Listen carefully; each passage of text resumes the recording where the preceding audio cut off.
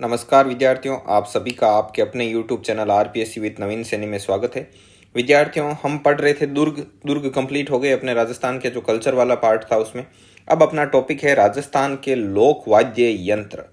राजस्थान के लोक वाद्य यंत्र मतलब राजस्थान के जो लोकल यहाँ के देशी जो वाद्य यंत्र है उनके बारे में हम क्या करेंगे, अध्ययन करेंगे। ठीक है विद्यार्थियों, तो अब देखो कई कई लोगों की जिज्ञासा है कि सर कला संस्कृति की कितनी क्लासें आ गई, कितनी आने वाली है। तो बता दूं कि टोटल 36 क्लास तो हमने अपलोड कर दी है। ठीक है, और ये क्लास कौन सी है, ये 37वीं क्लास है। और ऐसे करते करते आपकी अंतिम जो क्लास होगी वो 56वीं क्लास होगी। कौन सी क्लास अंतिम होगी? 56वीं क्लास अंतिम होगी। तो अभी देख लो 20 क्लास हो रहेगी। तो ये हिसाब है अपना। तो इस चीज़ का आप विशेष क्या रखना, ध्यान रखना। ठीक है विद्यार्थियों, और आपको एक चीज़ और बता दूं कि ये जो बोल रहे हैं कि सेकंड ग्रेड का रोक दिया क्या सिलेबस, नहीं रोका नहीं है, चल रहा है। साथ साथ रीट का भी कर रहे हैं और ये भी कर रहे हैं, दोनों साथ साथ अपलोड होंगे। और थोड़े दिनों में आपको देखो जैसे ये कल्चर कंप्लीट होगी ना, तब आपको पॉलिटिक्स के क्या राजस्थान ज्योग्राफी और जो सेकंड ग्रेड में जो साइकोलॉजी लगती है वो, ये दोनों साथ साथ चलाएंगे। तो करके बहुत जल्दी कंप्लीट करने का प्रयास करेंगे हम कोर्स को। और अभी होली की 3 छुट्टियां मिलेगी, ठीक है, कॉलेज से। तो 3 छुट्टियों में हम भरपूर वीडियो अपलोड करेंगे आपके। तो आप बस पढ़ते रहिए, जितना कंटेंट अपलोड किया जा रहा है वो पढ़िए। सेकंड ग्रेड के जो कोर्स हम अपलोड कर रहे हैं उसको आप पढ़ो, उसके नोट्स बनाओ। और जो रीट वाला है उसके आप नोट्स बनाओ तो अच्छी बात है, वरना वीडियो को 2 बार जरूर देख लो। वीडियो को 2 बार देखने से क्या होगा, वीडियो को 2 बार देखने से आपके चीज़ें पढ़ी हुई तो है ही पहले से, एक बार रिकॉल हो जाएगी। नुकसान क्या है उसमें, आप पढ़ो तो सही। आप किसी दूसरे के कहे में क्यों रहते हो? एक वीडियो को एक बार 2 बार देखो तो सही। 2 बार देखो, रीट का एक वीडियो लो, उसको 2 बार देखने के बाद फील करो कि आपको कितना याद हुआ कि नहीं हुआ। ठीक है, तो इस चीज़ का थोड़ा विशेष ध्यान में रखना और अपने समय वेस्ट ना करते हुए राजस्थान के लोक वाद्य यंत्र शुरू करते हैं। देखिए, राजस्थान के जो लोक वाद्य यंत्र है वो 4 प्रकार के हैं। कितने प्रकार के हैं? 4। कौन कौन से? तत्वाद्य यंत्र, सुसीर वाद्य यंत्र, ये ऐसे है सुसीर। अवनद और ताल वाद्य यंत्र, अवनद ऑब्लिक ताल, और घन वाद्य यंत्र। ठीक है, इन वाद्य यंत्रों में किन किन का क्या क्या नाम है देखिए। तत्वाद्य यंत्र किसे कहते हैं? जिन वाद्य यंत्रों में तारों के द्वारा स्वरों की उत्पत्ति होती है। तार होते हैं मतलब ऐसे तार लगाए होते हैं जैसे गिटार में होते हैं, तो उन तारों के द्वारा जो स्वरों की उत्पत्ति होती है वो कहलाते हैं तत्वाद्य यंत्र। और सुसीर वाद्य यंत्र, जिनको फूंक मार कर बजाया जाता है, जैसे बांसुरी हो गई, शंख हो गए, वो सब इसमें आएंगे। अवनद या ताल वाद्य यंत्र, ये होते हैं चमड़े से बनने वाले वाद्य यंत्र। जो चमड़े से बनाए जाते हैं वाद्य यंत्र वो किस में आते हैं? अवनद ऑब्लिक ताल वाद्य यंत्र में।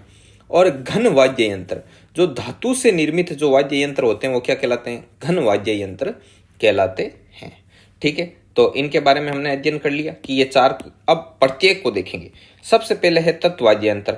तो तत्वाद्य यंत्र कौन से होते हैं? जिनमें तारों के द्वारा क्या होती है? स्वरों की उत्पत्ति होती है। अब देखो, अब आपको याद कैसे रहेगा कि भाई यही है? ठीक है, तो इनके लिए शॉर्ट ट्रिक लिखी हुई है मैंने।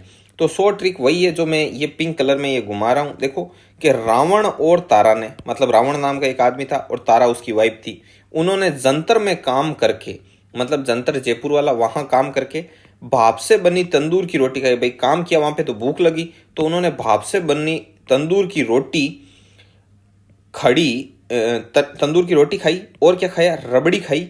और क्या खाया? चिंकारा था, चिंकारा को भी खा लिया। अब देखो, अब इसको कोई भावनात्मक मत लेना कि भाई ये हमारा ये हेर वो हेर, कैसे राज्य पशु वगैरह जो होते हैं वो कि भाई कैसे खा लिया, वैसे नहीं है। याद रखने की दृष्टि से कि रोटी, रबड़ी और चिंकारा खाया, तब उनका एक काका था सुरेंद्र काको। तो वो सुरेंद्र काको को डर लगा कि आगे चिंकारा को सलमान खान ने छेड़ा उधर।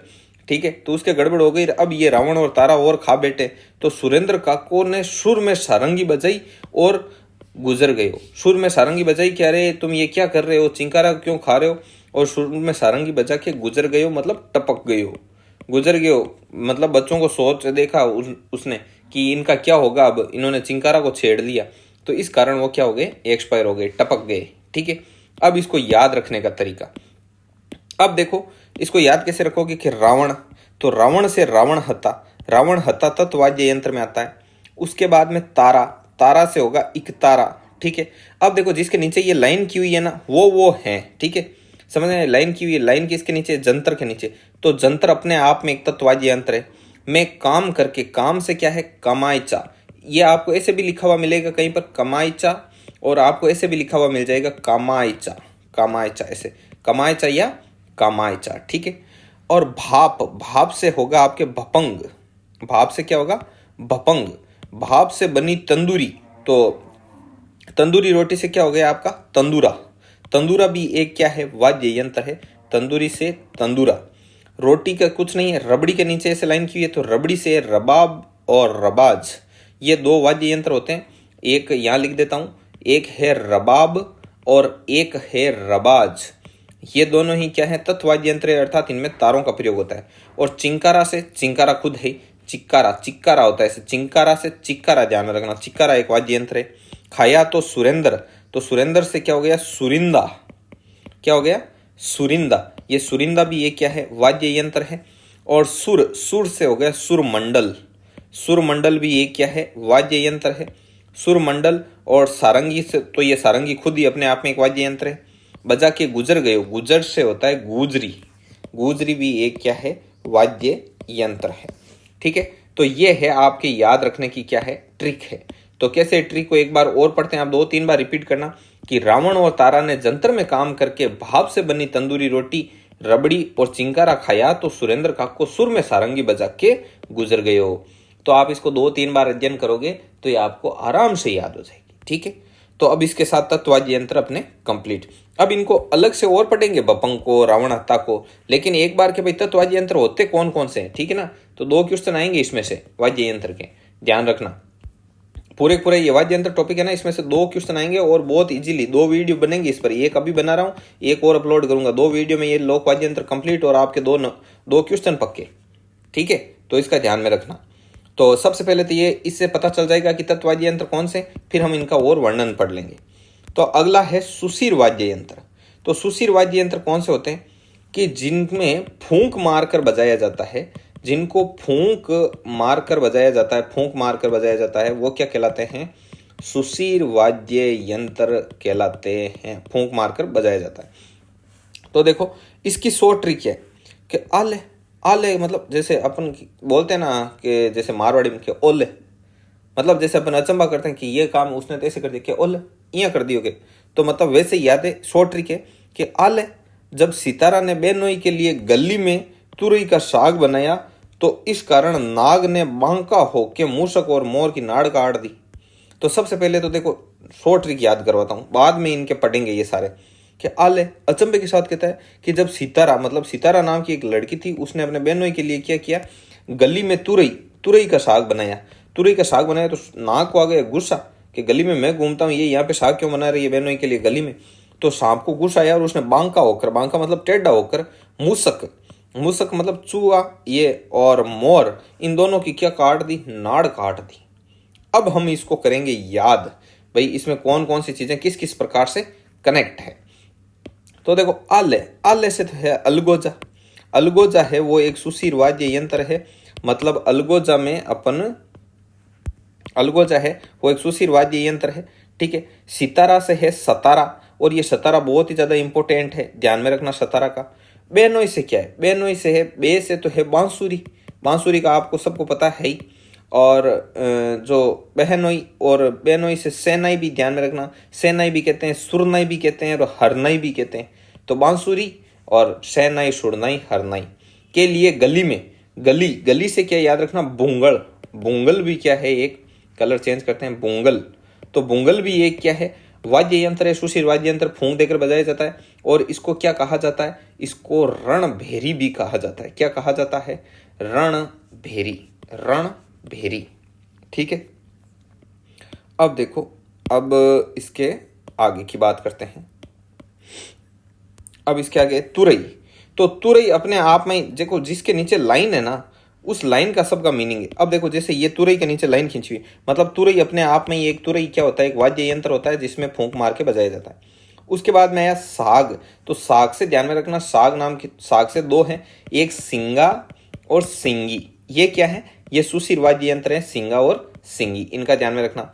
बनाया तो इस कारण, कारण से क्या है करना, करना, करना, करना है क्या है वाद्य यंत्र है, सुशिर वाद्य यंत्र है जिसको फूंक देकर बजाया जाता है। और नाग से क्या है, नाग से है नागफणी, नाग से है नाग फणी, ठीक है। और बांका, बांका से क्या होगा, बांका से देखो, बांका से एक तो बीन है, बीन जो सांप के आगे बीन बजाने वाली वो बीन, और एक बीन से बांकिया, बांकिया भी अपने आप में क्या है, सुशीर वाद्य यंत्र है जिसमें फूंक देके बजाया जाता है। और मूसक से है मसक, ये बहुत ज्यादा इंपॉर्टेंट है, मसक ध्यान में रखना, मसक बार बार रिपीटेड क्वेश्चन में आता है, इंपॉर्टेंट है, मसक का ध्यान में रखना। और नाड़ से है नड़, नड़ नाम का भी ये क्या होता है, वाद्य यंत्र होता है। मोर से हो गया मोरचंग, मोरचंग भी सुशीर वाद्य यंत्र है। और काट से है टोटो, ठीक है। अब मैं एक बार के लिए ऐसे मैं बोल रहा हूं तो आपको लगेगा कि ऐसे ही शॉर्ट ट्रिक बना दी, अब हमको कोई एक बार में याद थोड़ी होगा, एक बार याद नहीं होगा, एक बार वीडियो देखोगे, एक बार लिखोगे, एक बार फिर वीडियो देखोगे और फिर उसका रिवीजन करोगे, तब जाके आप इन चीजों के साथ क्या होगे, फेमिलियर होगे। सीधा सीधा आप सोच रहे हो कि हमें ऐसे याद हो जाए, ऐसे याद नहीं होगा, भले सपना ही मत देखना ऐसे याद करने का ना, सभी को, किसी को नहीं होता, ये नहीं कि आपको नहीं होगा, किसी को नहीं होता, एक बार देखने से ही सब क्या करते हैं, इसका रिवीजन करते हैं, ठीक है। एक बार फिर से देखते हैं कि आले जब सितारा ने बेनोई के लिए गली में तुरई का साग बनाया तो इस कारण नाग ने बांका होके मूसक और मोर की नाड़ काट दी। ये हुआ कंप्लीट। अब अपने आता है अवनद, तो अवनद वाले कौन से होते हैं, चमड़े वाले, देखो ये रहा अवनद, ये ताल कहलाते हैं, चमड़े से बनने वाले होते हैं ना वो कहलाते हैं अवनद और ताल वाद्य यंत्र, ठीक है। तो अब ये अवनद की मैं पहले अवनद ऑब्लिक ताल वाद्य यंत्र, तो सबसे पहले मैं इसकी ट्रिक से आपका इंट्रोडक्शन करवाऊंगा और फिर आगे की बात होगी, ठीक है। तो अवनद ऑब्लिक ताल वाद्य यंत्र, तो देखो इसमें ऐसे है कि डेढ़ तास में जंग की नौबत नहीं आएगी, क्योंकि मोटे मामा की धौंस घर की मांद के कमरे की कुंडी को खंजर से ढकने पर आती है। तो इस ट्रिक का क्या मतलब हुआ कि डेढ़ मतलब एक बच्चा अपने पापा को कहता है कि डेढ़, अब हम जब ताश खेलेंगे ना तो उसमें जंग अर्थात लड़ाई की नौबत नहीं आएगी। क्यों?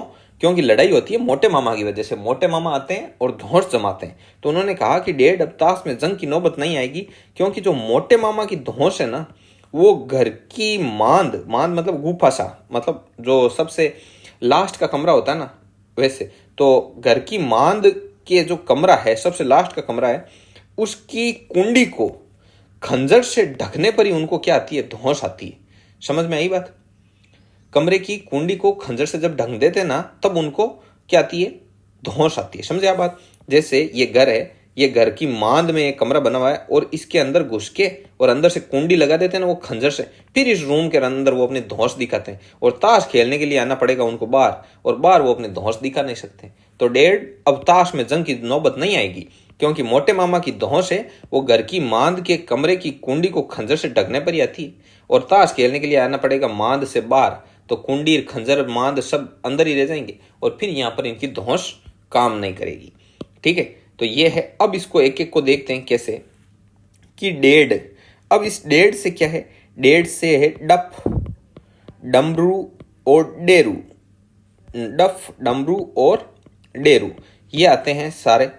ताश से क्या हो जाएगा, तासा, तासा आपको पता है, मैंने बताया था कि वो जब ताजिया वगैरह निकालते तब बजाते हैं। जंग से हो जाएगा चंग, चंग जो होली में बजाई जाती है। कि नौबत, अब नौबत पर राइट का चिन्ह है ना, मतलब ये नौबत खुद ही ये क्या है, अवनद वाद्य यंत्र है नौबत। ठीक है। और नहीं, नहीं से नगाड़ा, नगाड़ा ध्यान में रखना, नगाड़ा से तो आपको ऐसे ही ध्यान में रहेगा कि ये चमड़े से बना हुआ होता है नगाड़ा।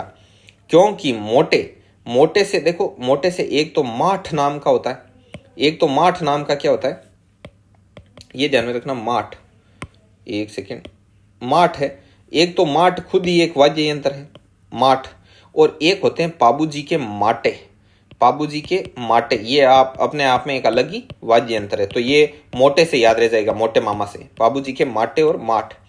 मामा से होगा दमामा, दमामा, और इसे टामक भी बोलते हैं, टामक, मामा से दमामा और टामक। धौंस से धौंसा नाम का एक क्या होता है, वाद्य यंत्र होता है। और घड़ से घेरा। मांद से क्या होगा, मांद से मांदल, मृदंग, और जिसे मृदंग को अपन पखावज भी कहते हैं, पखावज, तो इसको आप ध्यान में रखना।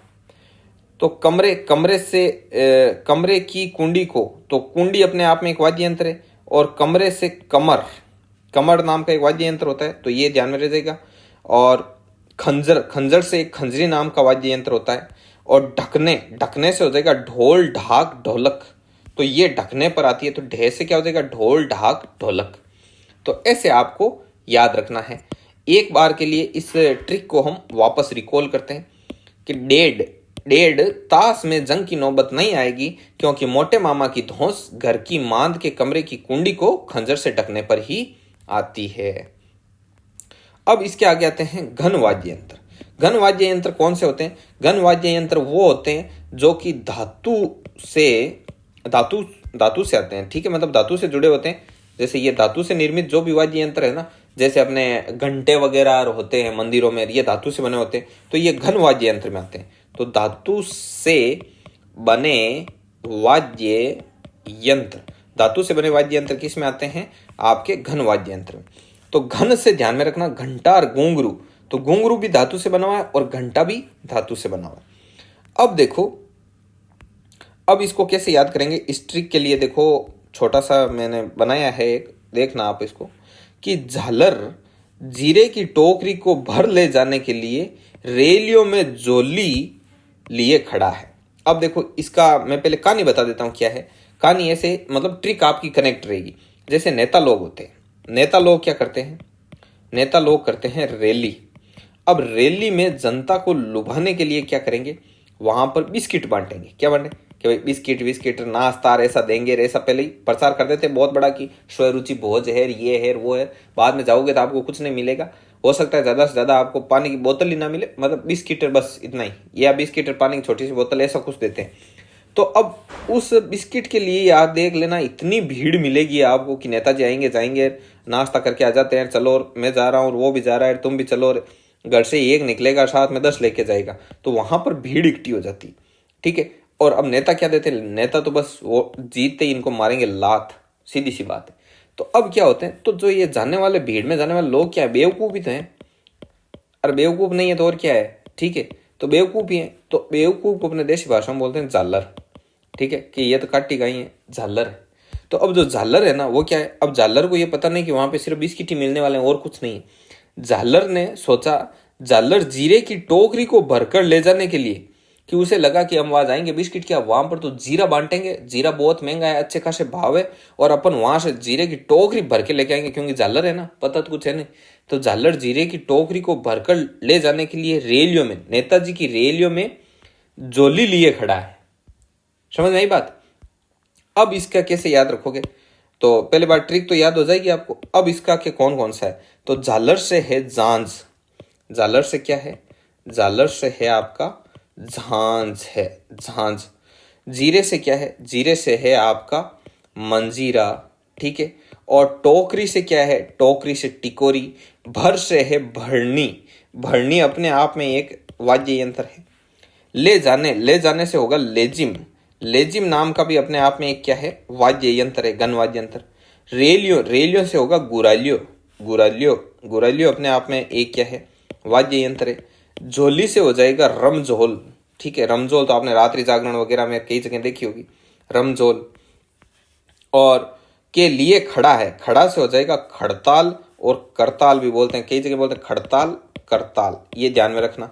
और इसके अलावा जैसे चिमटा, जो साधु फकीर वगैरह रखते हैं, चिमटा और थाली, तो चिमटा और थाली तो नो डाउट आपको पता है धातु से ही बने होते हैं, ठीक है। तो ये चीज है। इसी के साथ अपने घन वाद्य यंत्र वाला ये जो चौथा प्रकार है उसका भी मैंने क्या कर दिया? वर्णन। तो विद्यार्थियों आज की क्लास में बस इतना ही। अब हम नेक्स्ट वीडियो में इसके आगे का पढ़ेंगे, और इसका जो वाद्य यंत्र का है तो इस वीडियो के अलावा सिर्फ एक और वीडियो आएगा, और इसी के साथ आपके वाद्य यंत्र हो जाएंगे कंप्लीट। इस पीडीएफ को यदि आप प्राप्त करना चाहते हैं तो टेलीग्राम में को जो चैनल का लिंक है वो डिस्क्रिप्शन में दे रखा है। इसके अलावा जो हमारे व्हाट्सअप नंबर है वो भी दे रखे हैं, आप हमारी व्हाट्सअप ब्रॉडकास्ट में ऐड हो सकते हैं। इन नंबर पर आप मैसेज कर सकते हैं, अपना नाम और अपना डिस्ट्रिक्ट लिख के सेंड कर देना, आपको व्हाट्सअप ब्रॉडकास्ट में ऐड कर दिया जाएगा। इसके अलावा भी आप हमारे और भी कई पीडीएफ अपलोडेड हैं जिसके लिंक डिस्क्रिप्शन में दे रखे हैं, आप डिस्क्रिप्शन का जाकर अवलोकन कीजिए। ठीक है विद्यार्थियों, मिलते हैं नेक्स्ट वीडियो में, तब तक के लिए जय हिंद, जय भारत।